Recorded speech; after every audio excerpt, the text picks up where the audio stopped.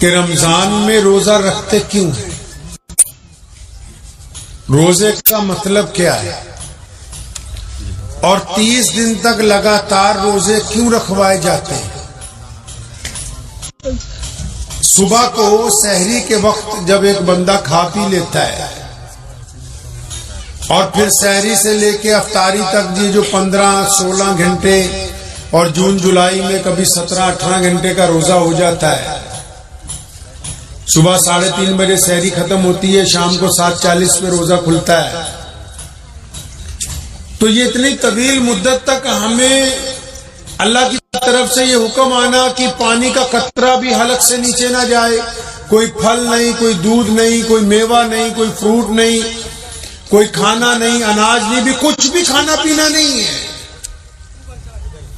ہمیں بھوکا کیوں رکھا جا رہا ہے؟ اللہ کیا چاہتے ہیں اس سے؟ اس کی وجہ کیا ہے؟ روزہ کیوں رکھا جاتا ہے؟ اللہ تبارک و تعالیٰ روزے کیوں ہمیں رکھوانا چاہتے ہیں؟ اچھا، جب تک ہمیں ان باتوں کی وجہ نہ پتا ہو، کار میں بیٹھ گئے کہیں جانے کے لیے، منزل کا پتہ نہیں ہے، تو اس سفر کا مزہ آئے گا؟ نہیں آئے گا۔ صبح سے اٹھ کے شام تک خالی بیٹھے رہیں، پتہ نہ ہو کہ کرنا کیا ہے، زندگی کا لطف آتا ہے؟ نہیں آتا۔ تو اسی طرح رمضان کیا ہے؟ رمضان چاہتا کیا ہے ہم سے؟ روزے کا مطلب کیا ہے؟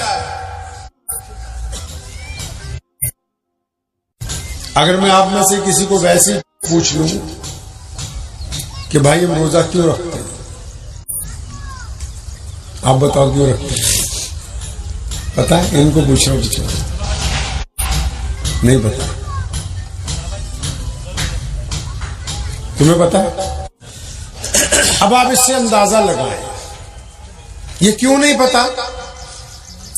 کیونکہ یہ جو ائمہ حضرات ہیں نا، ہم ان کی خدمت نہیں کرتے، جا کے پوچھتے نہیں ہیں،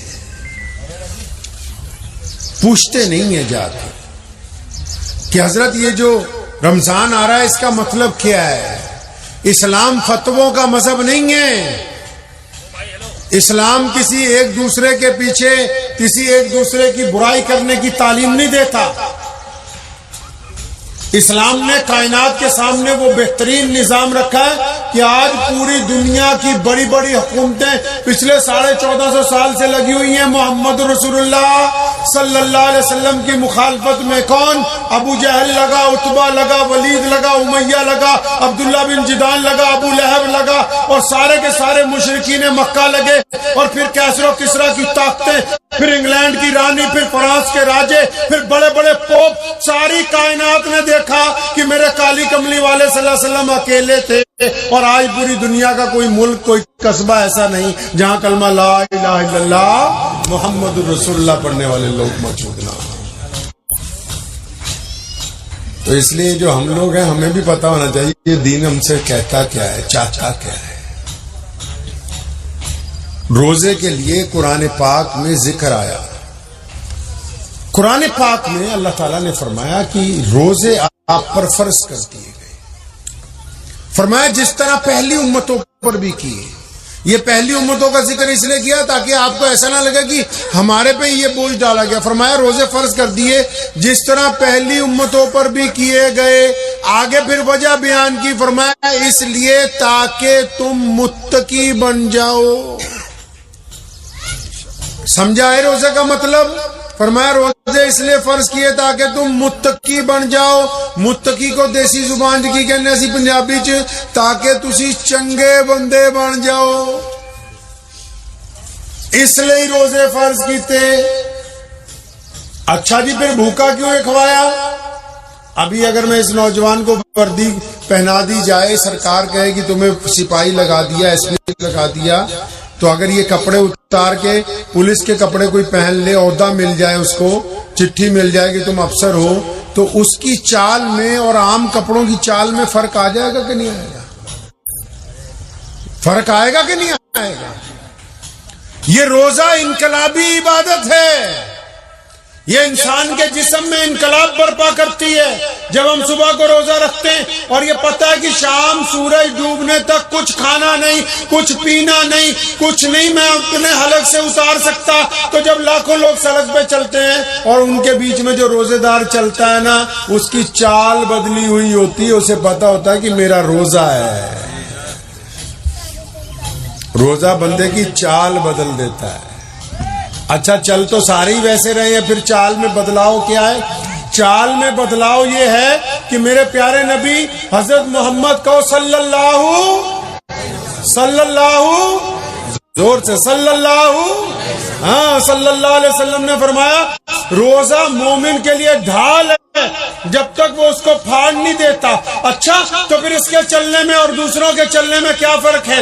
جب اگر کوئی دوسرا چلتا ہے وہ کسی کی بیٹی کو دیکھتا ہے تو اس کو دیکھتا ہی جاتا ہے، اس سے گندگی کا ارادہ کرتا ہے، اس کے لطف اٹھاتا ہے اس کے حسن سے. روزہ دار جب کسی کی بیٹی کو دیکھتا ہے تو آنکھیں جھکا لیتا ہے، استغفار پڑھتا ہے، کیونکہ صرف پیٹ کا روزہ نہیں ہے، اس کی آنکھوں کا بھی روزہ رکھا ہے. تاکہ حکم ہوا ہے کہ روزہ رکھنے کے بعد یہ اپنی آنکھوں سے زنا نہیں کر سکتا، آنکھوں سے کسی کا بلاತ್ಕಾರ نہیں کر سکتا، یہ آنکھوں سے کسی بیٹی کی طرف گندی نگاہ نہیں ڈال سکتا، یہ آنکھوں سے موبائل پر کوئی گندی فلم نہیں دے سکتا، یہ آنکھوں سے غلط کام نہیں کر سکتا، اس کی آنکھوں کا روزہ ہے. اچھا پھر جب یہ ہاتھ اٹھاتا ہے اپنے، ان ہاتھوں سے رشوت نہیں لے سکتا، ان ہاتھوں سے غلط تول نہیں سکتا، ان ہاتھوں سے کسی کو مار نہیں سکتا، کیونکہ اگر غلط کام کے لیے ہاتھ اٹھاتا ہے تو یہ خالی پیٹ، یہ دل اور جگر اس کو بتاتے ہیں کہ میاں تیرا تو روزہ ہے، روزے دار کے ہاتھ سے گناہ نہیں ہو سکتا ہے. روزے دار جب چلتا ہے تو پھر وہ غلط گھر کی طرف نہیں چلتا، غلط دکان کی طرف نہیں چلتا، غلط جگہ کی طرف نہیں چلتا، غلط اڈے کی طرف نہیں جاتا. کیوں؟ اس کے پیر بار بار اس کو کہتے ہیں عبد الرحمان اور تیرا تو روزہ ہے، محمد رسول اللہ سے تو نے وعدہ کیا ہے، اللہ کے نبی صلی اللہ علیہ وسلم سے وعدہ کیا تو نے کہ میں جب روزہ رکھوں گا میں روزے کی حفاظت کروں گا. یہ بھوکا تو صرف اس لیے رکھا کہ صبح سے شام تک جسم میں انقلاب برپا رہے، بار بار خیال آتا رہے کہ تیرا روزہ ہے، تیری آنکھوں کا روزہ، تیری کانوں کا روزہ، تو کسی کی غیبت نہیں سنے گا، تیری زبان کا روزہ کہ کسی کو گالی نہیں دے گا، تیرے ہاتھوں کا روزہ کہ اس سے غلط نہیں کسی کو مارے گا، تیرے پیروں کا روزہ. اگر یہ سارا جسم روزہ نہیں رکھتا تو محمد صلی اللہ علیہ وسلم نے فرمایا کہو صلی اللہ، پیارے صلی اللہ علیہ وسلم کا جب نام آئے تو درود پڑھنا فرض ہے، درود پڑھنا فرض ہے. جب نبی علیہ السلام کا نام اگر ایک مجلس میں 1 کروڑ مرتبہ بھی آ جائے تب بھی ہر ایک مرتبہ پیارے نبی صلی اللہ علیہ وسلم پر درود پڑھنا فرض ہے. جب یہ روزہ رکھتا ہے نا، روزہ رکھ کے جب اکیلا بیٹھتا ہے، اکیلا بیٹھ کے جب اس کے دل میں خیال آتے ہیں، خیال کیسے آتے ہیں؟ کسی سے ٹھگی کا ارادہ کرتا ہے، کسی سے بے ایمانی کا ارادہ کرتا ہے، اپنے بھائی کی غیبت کا ارادہ کرتا ہے، کسی کی بیٹی پر گندی نگاہ کا ارادہ کرتا ہے.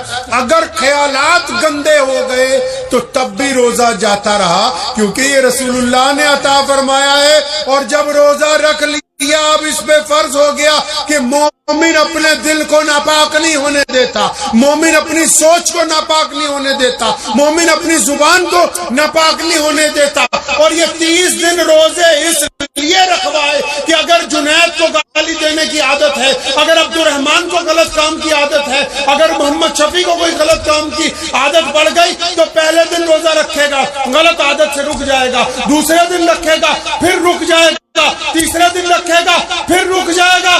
جب 1 عشرہ یعنی 10 دن گزر جائیں گے تو گندی عادت چھوڑنے کی عادت پڑ جائے گی، اگلے 10 دن گزر جائیں گے تو نیکی کی عادت پڑ جائے گی، تاکہ 1 مہینے میں تمہیں اچھائی کرنے کی عادت پڑ جائے، سارا سال تم اچھے انسان بن کے گزار دو. مجھے امید ہے کہ آپ کو یہ ویڈیو پسند آئی ہوگی.